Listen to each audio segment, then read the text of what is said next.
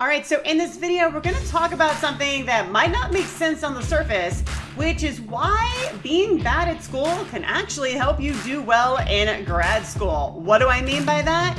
Let's find out.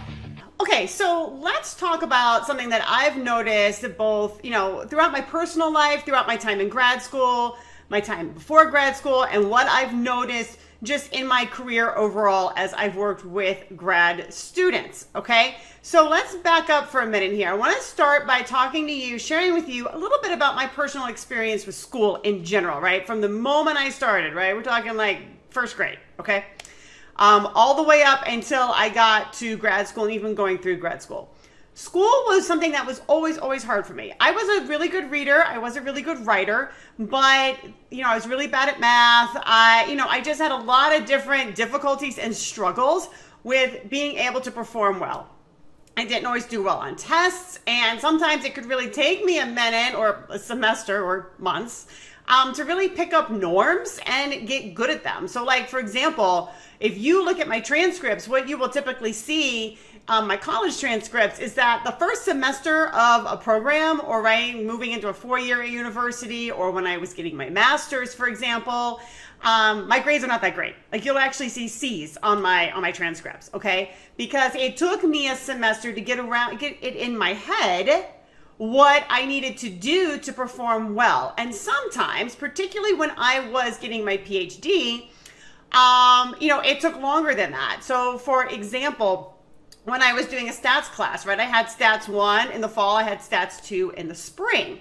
In the fall, in stats 1, I really struggled with that class, and it wasn't until, I bombed some tests, okay? And it wasn't until like the end of the semester that things clicked with me, and I did fine on my final. And then when I got to stats 2, right, stats 1 had clicked with me by then, right? By January, February, and all of stats 1 for the most part made sense to me. And then I was going through the same kind of struggle with stats 2, okay? So what this does for me, that I think if you've got a similar situation, it also can do for you and give you an advantage, is I was used to struggling, okay? But I knew that if I stuck with it and sought out help and just kind of did whatever I needed to do, that I could get over that hump, and that over time I would get it, right? I would understand how to do, statistics. I would understand how to write the kinds of ways that I needed to write for academic work, right? I would learn all that. And because I had this history of my entire life of not always getting good grades, getting, a paper ripped up or getting, an F on a stats test, I'm not going to say it didn't bother me. To some extent, it didn't bother me, but it was emotionally hard, right? It was frustrating, but I was also used to those emotions, and I was used to those struggles, and I knew that I could turn it around and I could learn. So I wasn't super hung up on grades. I mean, obviously I did want to pass, but I also knew that grades weren't the be-all, end-all, because I knew that in some cases I was just going to need a little more time to learn and master whatever skill or content I needed to master.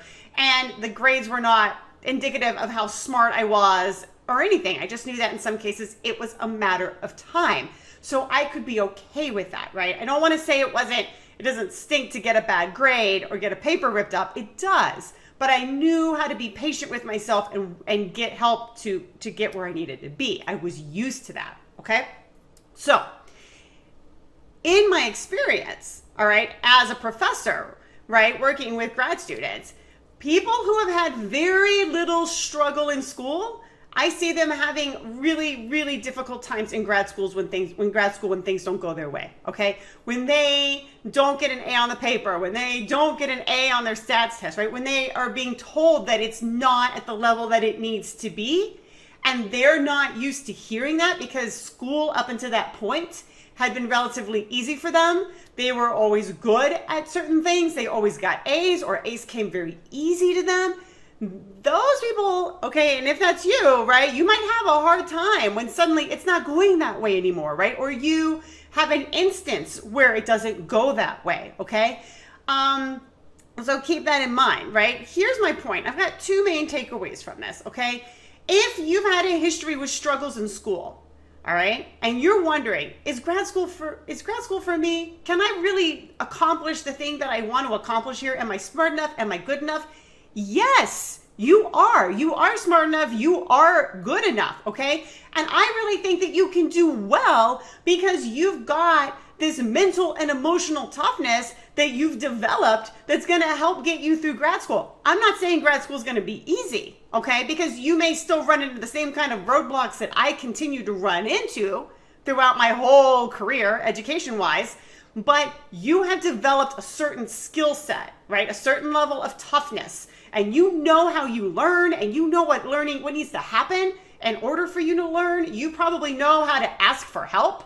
You're probably okay with staring at a bad grade or something that didn't go your way because you know how to turn it around and take advantage of that and make it work for you.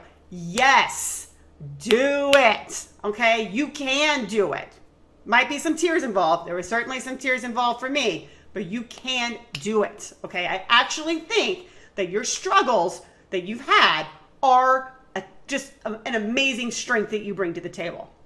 Now, my second point is really for professors and people that are in positions of admitting students into programs. And I would say when you're looking at transcripts, give these students a chance because lower grades doesn't mean a bad student. Now, on the flip side, let's say you are a student similar to me, you've got some lower grades on your transcript, you don't like them, you're applying to some top-notch schools and you're afraid of how this is going to be perceived, okay? Take that on in your written statement. I did. Okay, I remember applying for grad school for my PhD and I called myself out and I said, you will notice a particular pattern on my transcript. And I told them what they would notice. And I said, and here's what you need to know about me in terms of why that pattern's there and what it means for me as a learner and what it means for me to be a student in your program. Okay, I laid it out for them so that they didn't have to interpret for themselves. So I highly recommend that if you're in a situation like that, call yourself out and tell people what it means. Don't let an admissions committee put their interpretation of what it means, right? Because they will. Tell them what it means. But back to the point of people who are making these admissions, right? You might see things on a transcript and assume this is not going to be a strong student. That could be the case. It really could be, but not necessarily, okay? So dig in, learn more about that student, and particularly if that student seems interesting and kind of counterintuitive to what you see on their transcript, right, in the written statement, give that student a chance because sometimes that chance is all a potential student needs. If, and I'm going to repeat this one more time, if you are not a strong student, but you have persisted all this way and you have learned a lot about yourself and about your content and you've developed your skill set, you can succeed in grad school. And I hope you do it.